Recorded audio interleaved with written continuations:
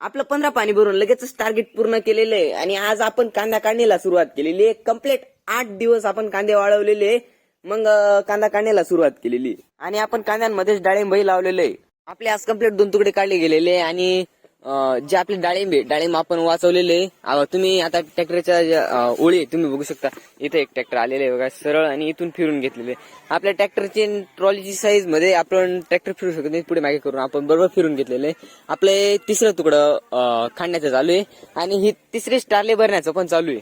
इथून मागे मी तुम्हाला कांद्यांविषयी जेवढी माहिती होती तेवढी तर सांगितलेली, जे काहीच लपवलेलं नाही आजपर्यंत आणि आजही काही लपवणार नाही, इथून पुढेही काही लपवणार नाही.